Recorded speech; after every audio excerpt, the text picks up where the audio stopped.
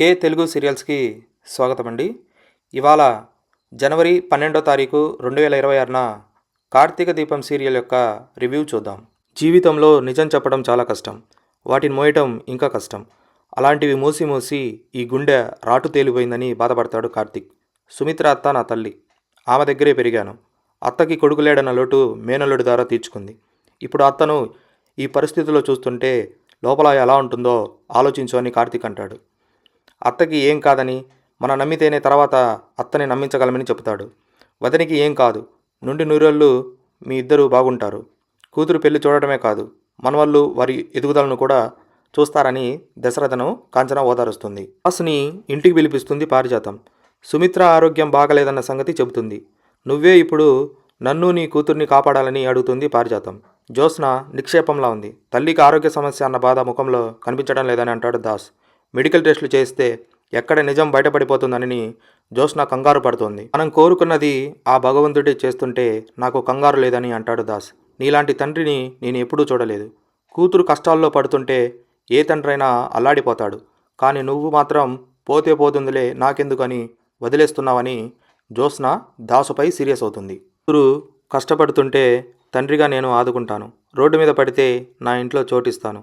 తినటానికి తిండి, కట్టుకోవటానికి బట్టలు, ఈ విధంగా లోటు లేకుండా చూస్తానని దాసు అంటాడు. అలాంటి దిక్కుమాలిన బతుకు బతకటం కంటే ఇంత విషం తాగి చావటం నయమని అంటుంది జ్యోత్స్న. మన బతుకు మీద మనకే విరక్తి కలిగేలా మాట్లాడుతున్నాడని మండిపడుతుంది. నిన్నెప్పుడు ఏ సాయం అడగలేదు, ఈసారి మాత్రం నువ్వు సాయం చేయాల్సిందేనని అడుగుతుంది పారిజాతం. మన ముగ్గురం ఒక ఫ్యామిలీ అని చెప్పగా మరి కాశీగాడిని ఎందుకు వదిలేశారని దాసు అడగటంతో పారు జ్యోత్స్నలు షాక్ అవుతారు. నువ్వు కూతుర్ని కాపాడు, ఇది కాశీగాడిని కాపాడుతుందని అంటుంది పారు. కానీ కాపాడాలంటే అసలైన కూతురు ఉండాలట. ఇది అసలైన వారసురాలు కాదు. రేపు టెస్టులకు వెళ్ళిందంటే నిజం తెలిసిపోతుంది. అసలైన వారసురాలు బతికే ఉంది అన్నావు కదా, అది నిజమేనా? ఆ వారసురాలు ఎక్కడ ఉంది అని అడుగుతుంది పారిజాతం. ఇంతలో దీప కాఫీ తీసుకుని వస్తుండగా అక్కడే ఉందని ఆమె వైపు చూస్తాడు దాస్. నేను వస్తానని నీకు ముందే తెలుసా అని దాస్ అడుగుతాడు దీపని. పారిజాతం గారు కాఫీ అడిగారని అది మీకేనని అర్థమైందని అంటుంది దీప.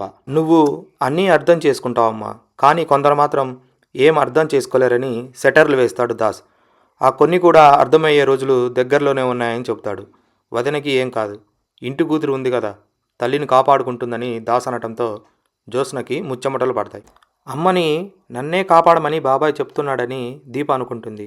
అయినా బాబాయ్ని పారు నిలబెట్టి ఏం మాట్లాడుతుందని అనుమానం వస్తుంది దీపకి. ఈ ఇంటి వారసురాలు ఒకప్పుడు ఇక్కడే ఉండేదని, కానీ వెళ్ళిపోయిందని దాసు చెప్పడంతో పారుకి ఏం అర్థం కాదు. నువ్వు అసలు వారసురాలని తీసుకురావాలని చెబుతుంది పారిజాతం.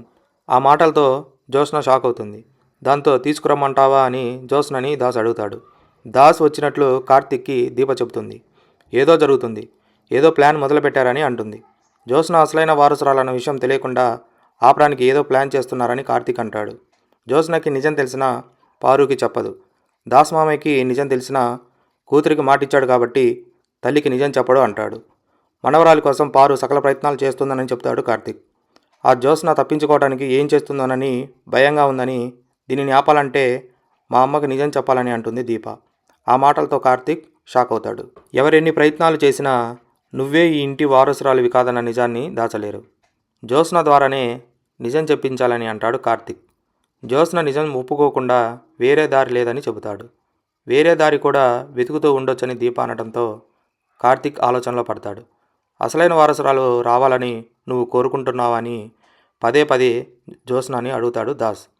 నీ బిడ్డ క్షేమాన్ని నువ్వు కోరుకుంటావు, నిన్ను నమ్ముకున్న వాళ్ళకి న్యాయం చేయాలని దాసుని బతిమలాడుతుంది పారు. నువ్వు ఏది చేస్తే అదే నీకు తిరిగి వస్తుంది. నువ్వు మంచి చేస్తే మంచి, అన్యాయం చేస్తే అన్యాయాన్నే ఇస్తుందని అంటాడు దాస్. అసలైన కూతుర్ని నేను తీసుకురాలేనని చెబుతాడు దాస్. అసలైన కూతుర్ని తీసుకొస్తే దానితో మాట్లాడి అడిగినంత డబ్బిచ్చి సీక్రెట్గా దీనికి బదులు ఆపరేషన్ గదిలో పడుకోబెడతామని అంటుంది పారు. ఈ ఇంటి వారసురాల్ని వెతుకుదామా అని దాస్ అడగటంతో జ్యోత్స్న నీతో రాలేదని చెబుతుంది పారిజాతం. సుమిత్ర వదన బతికాలన్నా, మీరు ఆపద నుంచి బయటపడాలన్నా జ్యోత్స్న ఎవరో చెప్పేయాలని అంటాడు దాస్. నేనే ఈ నిజం శివనారాయణ గారికో దశరథ గారికో చెప్పేస్తానని దాస్ అంటుండగా శివనారాయణ ఎంట్రీ ఇవ్వడంతో అంతా షాక్ అవుతారు. నువ్వు ఏం నిజం చెప్పాలని అనుకుంటున్నావని శివనారాయణ ఇంట్లోకి పిలిపించి అడుగుతాడు దాసుని. దాంతో నిజం చెప్పొద్దని జ్యోత్స్న దండం పెడుతుంది. నాన్నతో చెప్పడానికి ఇబ్బందిగా ఉంటే నాతో చెప్పమని అంటాడు దశరథ. దీప ఖచ్చితంగా ఇక్కడే ఉండాలని దాస్ చెప్పడంతో జ్యోత్స్నకి ముచ్చెమటలు పడతాయి. దాస్ని వెళ్ళిపోమని పారిజాతం గొడవ పడుతుంది. నేను నీకు ద్రోహం చేశానని దశరథతో అంటాడు దాస్. ఆ మాటలతో అంతా షాక్ అవుతారు. ఇంతటితో ఎపిసోడ్ ముగుస్తుంది.